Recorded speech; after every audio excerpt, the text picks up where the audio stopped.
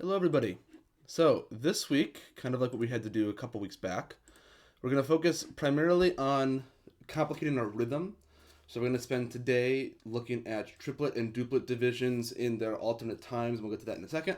Wednesday, we will be dictating these rhythms. And then Friday, we'll do our harmonic dictation as typical. And then next week, our final point of order before we get to the final, actually, is next week we'll be applying all of these rhythms to pitch and to melody. So we're taking a step back again this week and going back into rhythm. So should be a little bit relaxed and groovy, so to speak. Okay, so when I say triplet and duplet division, what do I mean? Okay, so we've seen triplets in simple time and duplets in compound time. Okay, a triplet borrows compound in a simple feel, and a duplet borrows simple in a compound feel. But just as we can borrow style, we can also borrow division. So notice these examples here. If you look at the top staff of 14.1, we've got a kind of a regular standard 6/8. We've got some subdivisions, or rather just some. Well, yeah, there would be subdivisions. We've got some dotted notes and subdivisions in the penultimate measure there. Etc. But if you look at how that manifests in the second line there, in the 2/4 example, we can map those rhythms entirely onto a simple time signature, which means that in a situation like the penultimate measure, we can get those divisions in a simple time. So, 1 and 2 and so on. We can implant those into our other times. So, it's not it makes for music that looks particularly complicated because all of a sudden you're in a certain mode. But if we can be flexible with kind of how we perceive time as being either simple or compound and as being generally kind of fluid between the two, this actually won't be that difficult of a concept to kind of nail down. Conversely, if we look at 14.18, simple time is typically going to be a bit more complicated going to simple time. Notice that we've got a 2/4 measure there. Straightforward 1 and 2 and 1, 2e and a 1, etc. In 6/8, there's two ways to beam this. We can do it with duplets, as you see there. So instead of 1 lally, 2 lally, we've got in a compound time 1 and 2 and in that second measure there. And then in the third measure, we now have a quadruplet. We've split each of our duplets into two and made it a quadruplet. We'll see something similar with simple time and see sextuplets instead of triplets, where we split each of our triplets into two 16th notes. C, 14.18C provides an additional way because of how proportions work. Dotted rhythms actually can get a duplet feel. So all three staves at the bottom there sound exactly the same. The bottom version is, I wouldn't say it's less or more common. I'd say that you see basically option B and option C here at the bottom about equally. This is a bit harder to read, but it depends on the circumstance. This, I feel, is not difficult to read because visually you can see that it's split into two. So it kind of depends. It depends on the situation. You are more likely to see complicated subdivisions when you're working with duplets and quadruplets than you are to see it here. You can't really replicate something like a fork rhythm, for instance, where we've got, say, 16th, 8th, 16th. That's much harder to replicate here. But for a quadruplet, that actually is pretty easy. So, but yeah, in any case, that's really it for this week in terms of rhythm. That's the whole thing. So we're going to do today is we're going to end in the middle portion, I guess. But we're going to move on into doing some performance and some counting of these rhythms.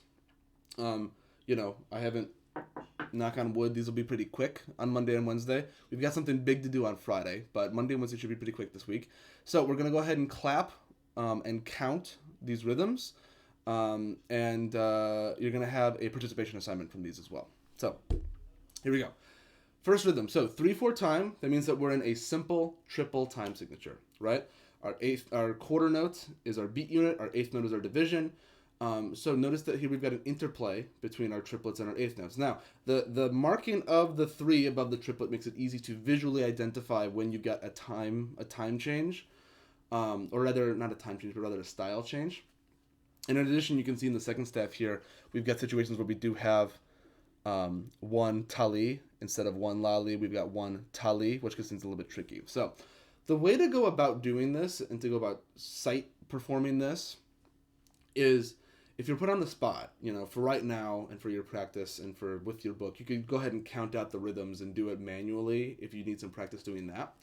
But if you're on the spot and you're expected to do something either purely rhythmic or just a rhythmic component of a melody, you want to take whatever the time that you have, whether it's simple or compound, and you want to keep that going in your head in either the beats or in the divisions, ideally the divisions, because when you alter the rhythms over it, we do that hemiola. I believe we talked about this at some point in one of the previous quarters, which is that 2 against 3,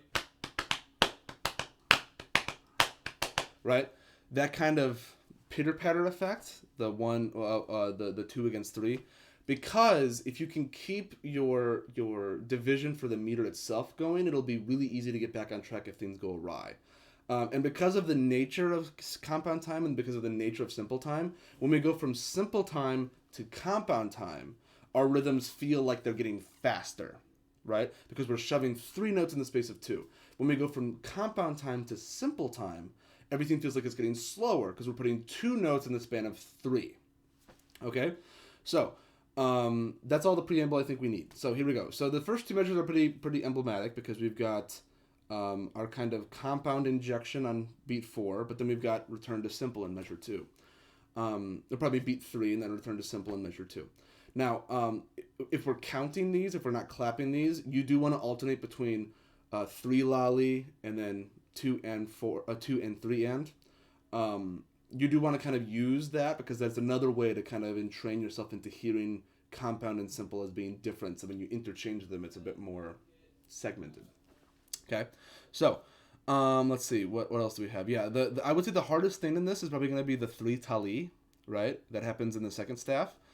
The end is pretty straightforward because it's just lots of triplets, so you can kind of mentally adjust to like a 9/8 type feel. It just makes sure that when we get to the penultimate beat, so the last beat of the second to last measure, that we go from triplet feel and then we change back to a simple feel. So bum bum bum bum bum bum bum bum and so on. That kind of effect. Again, it will feel kind of like you're slowing down.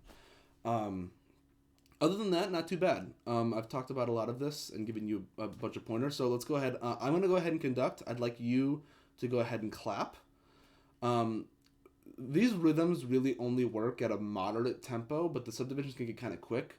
So if you need to, you can do little claps to get them faster, or you can alternate like this because it makes it faster. So doing this is quicker than doing that. But in any case, I would not, or if you want to just tap your leg, you don't have to clap. You can, this is, drummers with sticks. They can do this quickly for a reason. So I'm going to go ahead and count you off.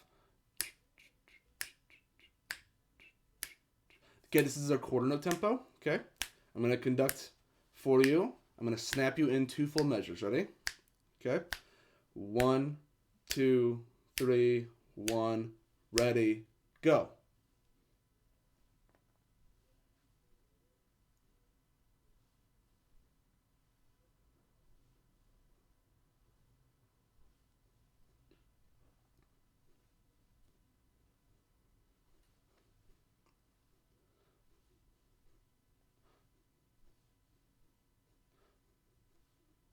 Okay, so hopefully your clapping or hitting or what have you went pretty well. We're going to do some counting practice on other ones, so don't you worry.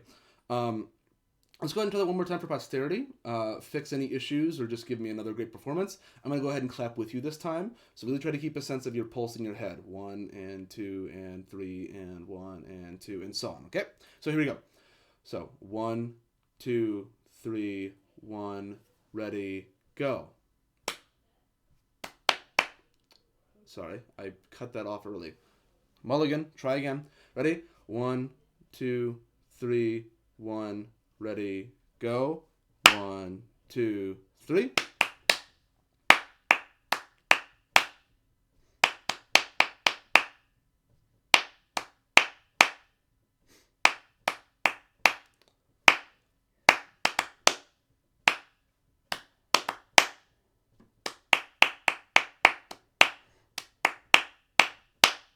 Okay, so Yeah, the tie in that second to last measure is also make sure that we just don't get tripped up on that and have it be too long.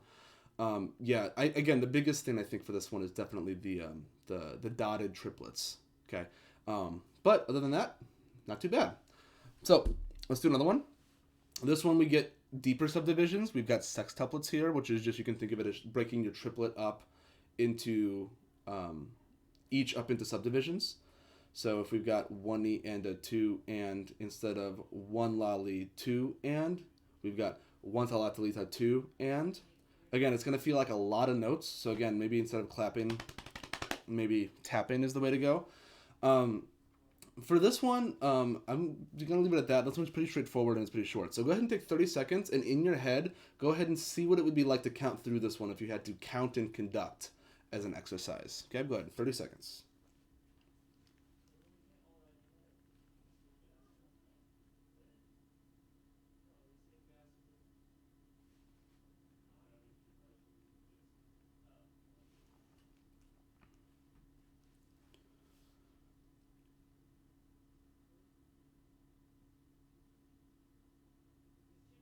Okay, so let's go ahead and do a, this time, just to be quick, I'm going to go ahead and tap my leg. Hopefully that's audible on your end.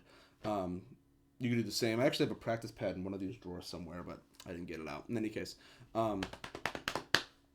so keep the internal pulse going. Now, you can tap your foot if you would like for the beat, although I would recommend that eventually we want to be able to do this all internally. Feeling the music in performance, tapping your leg is fine, but you want to make sure that you're not tapping your leg as the only source of rhythm. We want to internalize this as much as possible, okay? So, this is our quarter note, okay? Quarter note tempo. Okay, ready? 1, 2, ready, go.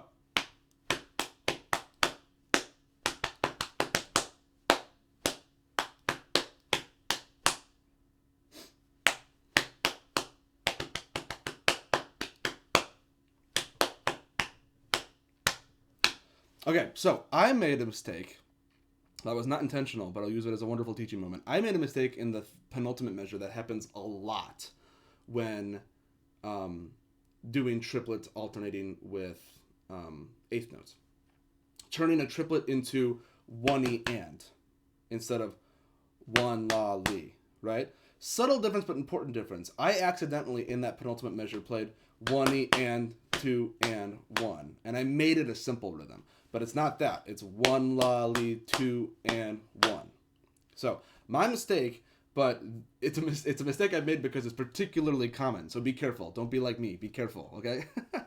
Okay. So not too bad. Not too bad. This one is quick in terms of how many notes you have to play in a relatively short amount of time. But again, this one I think is even more straightforward than the last one. It's really just splitting off those triplets into sextuplets. Okay. So let's take a look at some compound ones now. So this one, pretty straightforward too. Not that much to write home about rhythmically. We have two measures where we've localized all the simple feel into two measures, which is quite nice. So we've got a duplet and then a quadruplet. So remember that duplets over 3, if we're going 1 lolly, 2 lolly, 1 lolly, 2 lolly, 1 lolly, 2 lolly, 1 lolly, 2 lolly, and so on. That's the effect. Okay? Tricky. Go ahead and, let's see here. For the sake of argument, I want to go ahead and try to count and conduct this one. So go ahead and take 30 seconds. Take a look at this one. I don't even know if you need 30 seconds. Take 20 seconds. Take 20 seconds and look through this one, and we're going to go ahead and count and conduct it in a second, okay?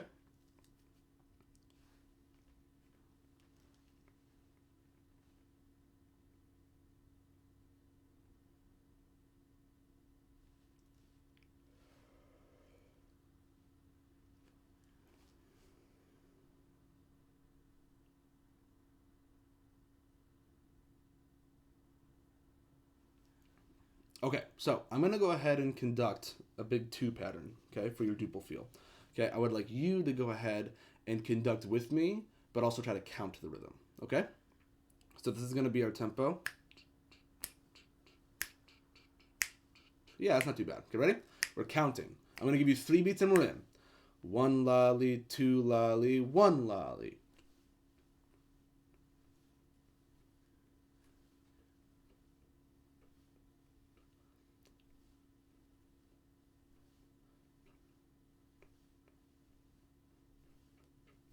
Okay, so I would imagine, just because of the nature of how rhythm often is for a lot of people, that some of you are having a particularly easy time switching to this, and some of you are having a difficult time switching to this. So, for rhythm, I feel like the best way to do this is to just do drills. So, go through and count it out and do it the slow way and get a theoretical understanding of what's happening, and then go through and drill it chunk by chunk. So, for instance, measure 2 into measure 3. 1, li, 2, la, li, right? And then measure, well, that would be the first measure, I guess, the first full measure. The second full measure would be 1 and 2e and and being able to alternate those and then switch backwards. So going from 2e and 1 la li, 2 la li, and so on. Drilling that is particularly useful. And what's nice about that is that you don't necessarily, unlike like a melodic dictation, or like a melody to sight sing, or a harmonic dictation, or anything like that. Rhythm is something that I think is relatively easy to self-diagnose without any sort of reference, as long as we're just thinking critically about things. Okay, so let's go ahead and try that one more time. Let's go ahead and clap through it. Okay, same thing. I'm going to give you 3 beats of prep. Okay, 1 la li, 2 la li, 1 la li.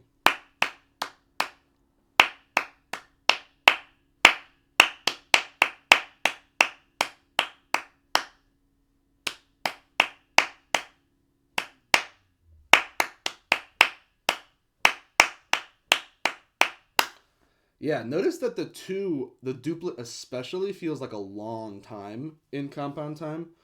And again, the faster these tempos get, the more kind of fluid they feel. They don't feel so jarring of a switch. Like,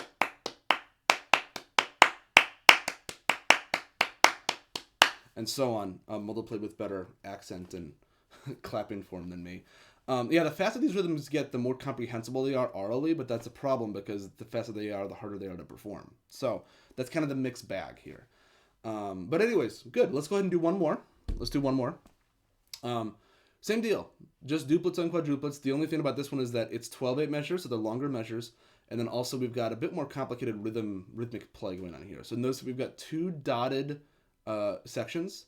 We've got 1 tali, and then we've got 1 la ta, right? In the first measure and the third measure, respectively. Notice that we've got duplets immediately followed by a subdivided second beat, or third beat in that second measure. So that's a little bit tricky, okay? Because we go from bum, bum, bum, bum, bum, bum, bum, bum, bum. It's a very, very stark difference in how many attacks you have in each beat, okay?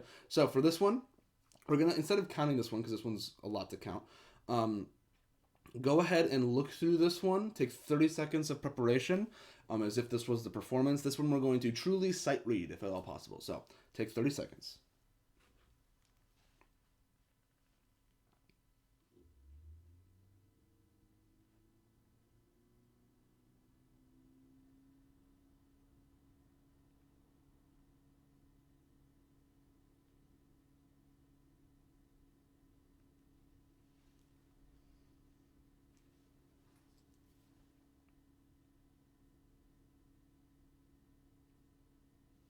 Okay, so here we go. I'm going to go ahead and conduct the beats, but the beats are going to be pretty slow. So division going in your head is going to be particularly important. Keeping that constant 1 la li, 2 la li, 3 la li pulse going is particularly important. Okay, so this is going to be our tempo. Okay, our quarter note tempo. I'm going to give you 4 beats and we're in. Ready? 1 la li, 2, 3 la li, 4.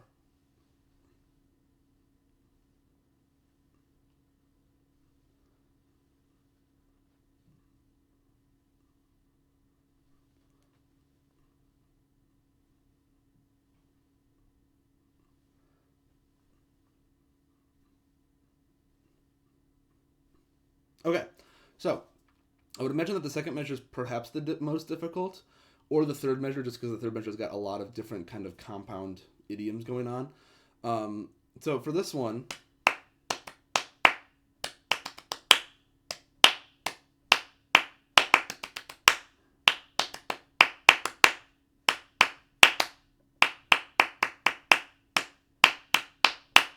Yeah, the moments where we go into 2 or 4 really jump out, okay?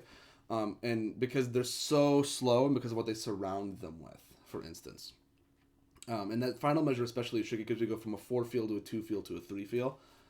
1 and a 2 and 3 la li 4, right? It's a lot of different types of organizations all in one measure. And yeah, the switch from 2 and 3 ta la ta li ta 4 is a very quick, kind of a very quick change there.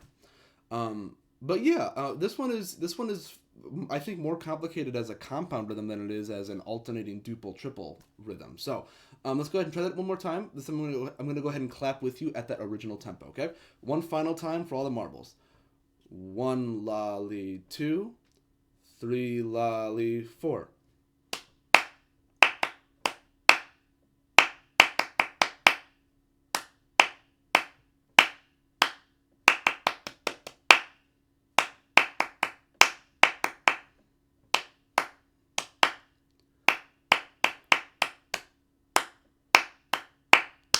Okay, so this was a great one to practice because it's got complicated compound rhythms. It's got alternating duple and alternating simple and compound times. Good example. It's a great example. Okay, and that's basically it for new rhythmic / melodic material this week. We're gonna bring all of this back to melody next week. So let's talk about what we're doing next time. Okay, so next time we're just going to be dictating rhythms just like what we just did. We will be dictating rhythms with triplets and duplets that may or may not be subdivided. So, tricky. Friday we're going to continue harmonic dictation. So that's something. Your participation assignment due this Wednesday at 8 a.m. is these 4 assignments right here. These are all, you can either clap them, you can tap them on something, you can count them. If you're really struggling, I would recommend counting them. But I'll leave it up to you. You can get them to me however you prefer, okay? So those 4 examples, and we'll be continuing on Wednesday with rhythmic dictation. So, thank you, everybody. That is all for today. I hope you're all hanging in there, and I will see all of you next time.